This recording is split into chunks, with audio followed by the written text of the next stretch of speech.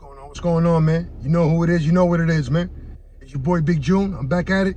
Here with another episode of Big June Sports Talk, where sports discussion becomes sports debates and so on and so on. You know, if you're new to this channel, hit the like button, hit the subscribe button. Got a real interesting one here today. Kind of heartbreaking when when you break it down and look at every aspect of what happened. But the moniker on this store, as far as this podcast, this platform, it's we discuss the good, the bad, and the ugly. And before I continue with this episode, I want to apologize if you hear the AC in the background. But as I mentioned in previous episodes, your boy Big June, he lives in sunny state of Florida, and it's very hot right now in the upper 90s. So bear with me with the noise, and I want to apologize in advance again. But right now, NBA season is over. The draft just took place a couple of days ago. Congratulations to all the first round and second rounders. And for all the undrafted prospects, don't give up on your dream. There's the G League. There's a lot of different leagues overseas and different ways to make your presence felt and to fulfill your dream of reaching the NBA. So don't give up on that. Salutes again to all the drafts and all undrafted ones as well.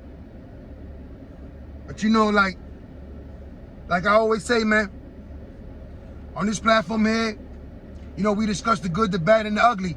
Everything and anything associated in the sports world, I touch on this platform, man. Your boy Big June, right? So, I did an episode on Tyler Skaggs as far as the drugs in the clubhouse with the Los Angeles Angels. And this episode right here, it's also on a picture from the Los Angeles Angels. But this has, let me regroup for a second.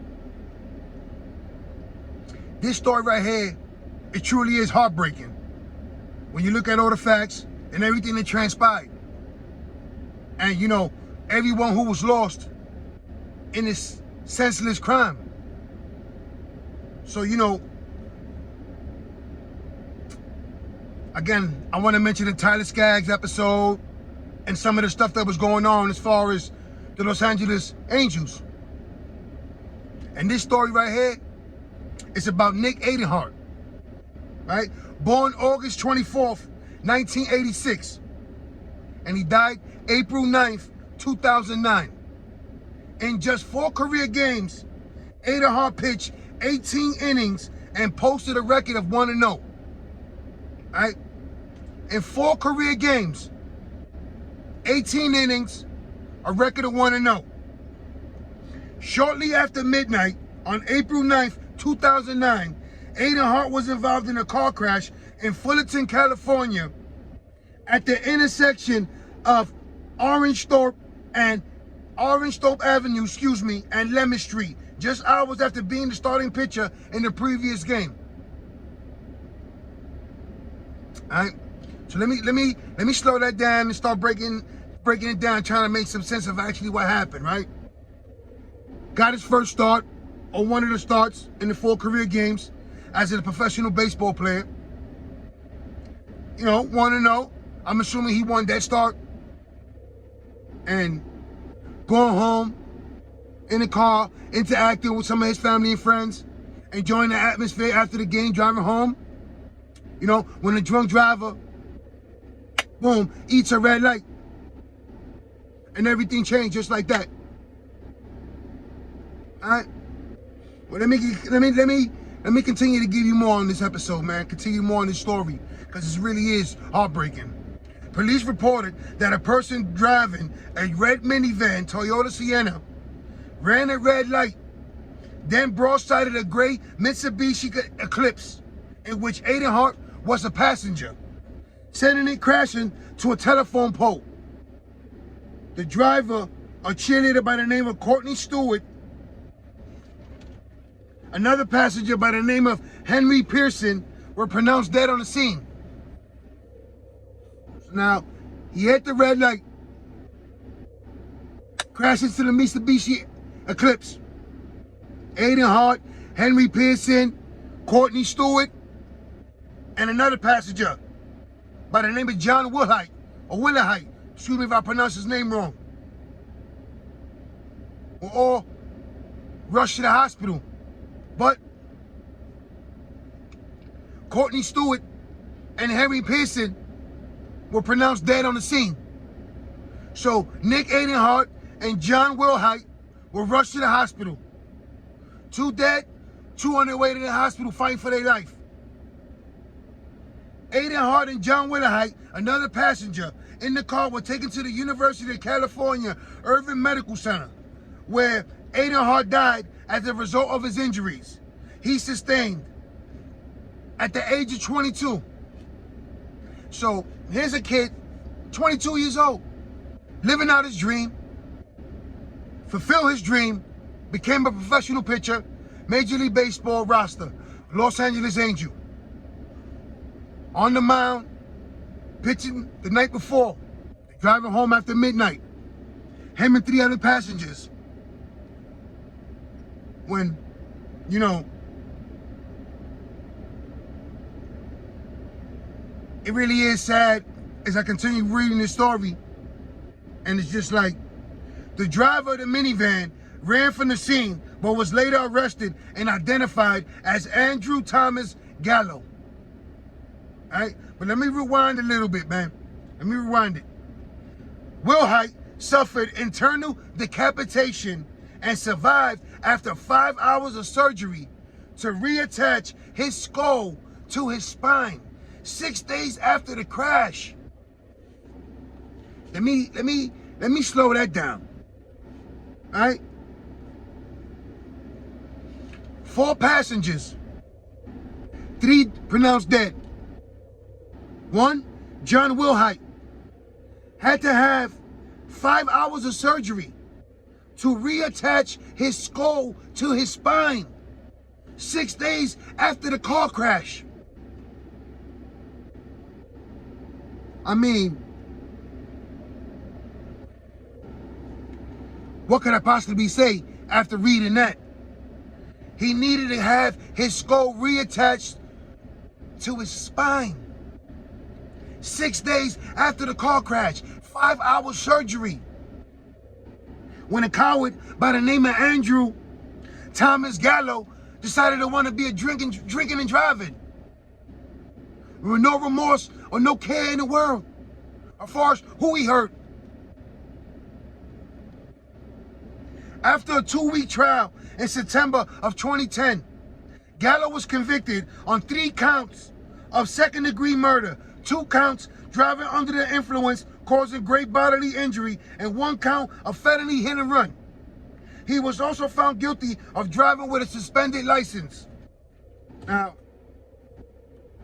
this is one of the things that I applaud as far as the state of California goes, right? And if a lot of other states will follow suit, you see less and less drinking and driving horrific accidents. So let me rewind that for a second in case you lost, right? Gallo was convicted on 3 counts of second-degree murder. Second-degree murder. 2 counts of driving under the influence, causing great bodily harm, and 1 count of felony hit and run. So now, let's slow that down. 1 count, felony hit and run. In other states, in New York and some of others, you know, vehicle manslaughter, which gets broken down into a misdemeanor or a felony on the lesser degree, right? But this here, 3 counts of second-degree murder. On December 22nd, 2010, Gallo was sentenced to 51 years to life in prison. 51 years to life on 3 murders on a drinking and driving, a hit and run, fleeing the scene, numerous charges, but was held accountable. And yet, it will never bring back none of the victims and truly give any of those families any solace or maybe closure, excuse me. But just knowing that this man, Andrew Thomas Gallo, was held accountable 51 years to life for the deaths of Courtney Stewart, Henry Pearson, and Nick Adenhart, as well as severe injuring John Wilhite. So now, talking about the death, how it rocked the community, how it rocked the Angels organization and Major League Baseball in general. Once all the details emerged, right? The Angels postponed the game against the Oakland Athletics immediately after Adenhart's death was announced. In remembrance of Adenhart, the Angels wore a black patch with the number 34 placed above the heart on the Angels uniform. All right? So now everyone's in shot throughout the organization. His teammates, coaches, the manager, his teammates in the farm system that he's played with, making his way up through the ranks to hit the major league level. The team throws a patch on the jersey on top of the heart of the Angels.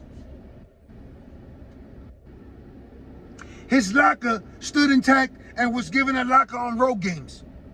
The team hung his jersey in the clubhouse. So now, they're trying to rally around it.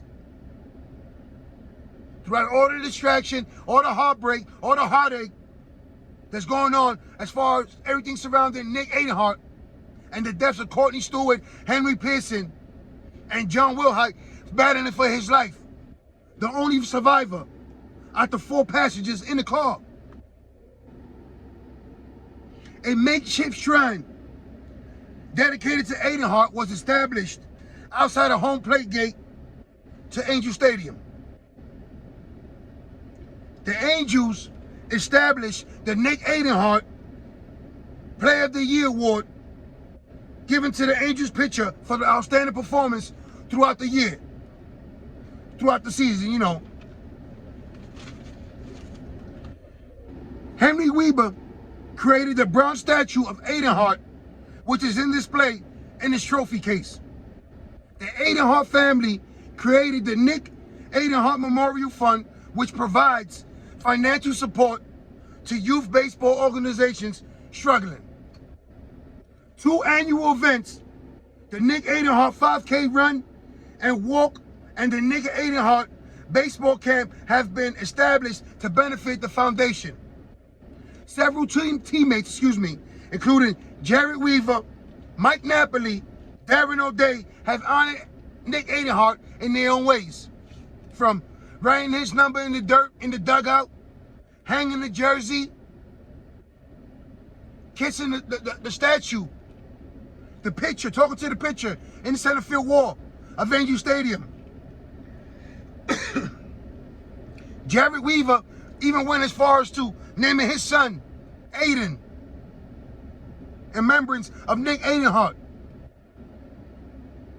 The city of Manhattan Beach, Winter Heights hometown, erected a Pearson Wilhite Stewart Adenhart commemorative wall at Marine Park, honoring all 4 victims of the crash.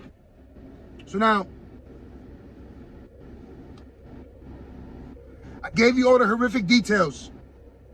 Hit and run, driver fleeing the scene, 2 passengers being pronounced dead on the scene, 2 escorted to the hospital, 1 being pronounced dead at the hospital, Nick Adenhart. John Wilhite, 5-hour surgery to reattach his skull to his spine 6 days after the car crash. Andrew Thomas Gallo, being identified, arrested, and ultimately convicted to 51 years to life. I gave you the counts. 1 count on a felony hit and run. 3 counts of 2nd-degree murder. In certain states, it's vehicle manslaughter. Or vehicular, however you want to pronounce it. Manslaughter, right? In certain states, a manslaughter holds up to a sentence of 4 to 8 years, if that. Now here you have the state of California, and rightfully so, making an example out of Andrew Thomas Gallo. You know, you're drinking and driving, no remorse for any or compassion for anyone. You fled the scene. So obviously you really showed no remorse in any capacity. Could you imagine how this man was reacting in the courtroom while everything was transpiring? Because you look at it, right? He was driving with a suspended license. So obviously this was his MO. This is what Andrew Gallo was accustomed to. Well, now he needs to be accustomed to being in a 10x4 cell for 51 years to life.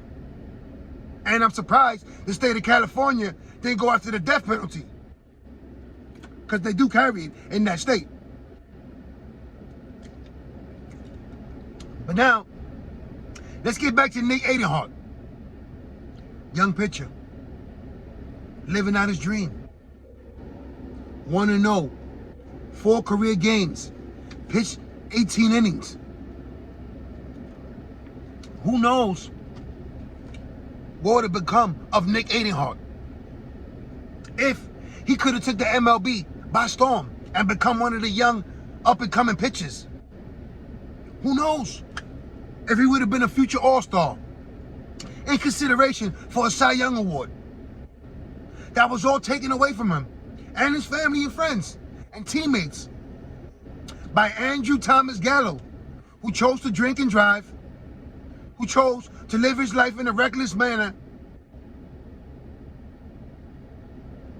But it also affected the families of Henry Pearson, Courtney Stewart, John Wilhite. Those families will never be the same again. You know, I did an episode on Henry Ruggs, the wide receiver who was cut by the Vegas Raiders for his drinking and driving, and he will have his day in court.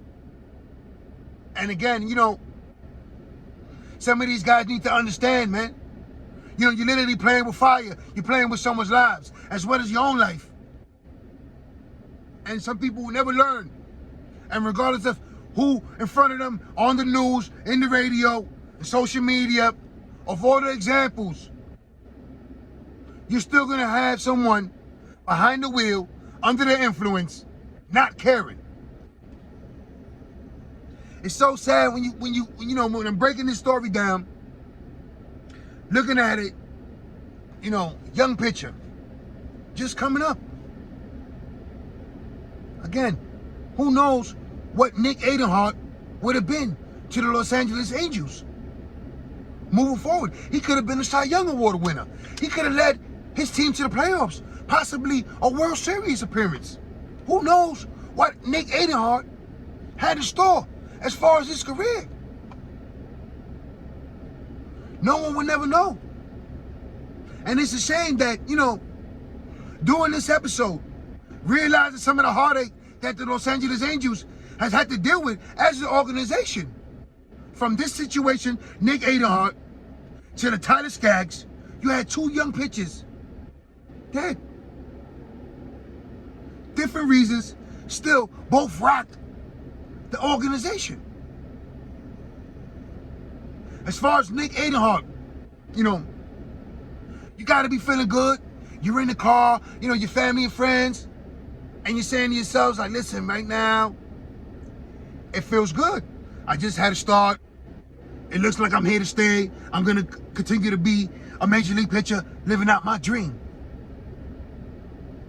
And here comes a selfish individual who chose not to stop and yield at the yellow light as it turned yellow and into red. And boom.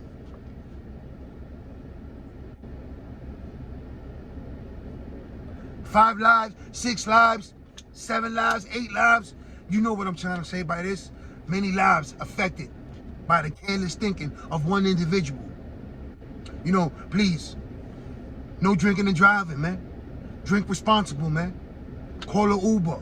Have a designated driver. Someone, please. Sleep it off.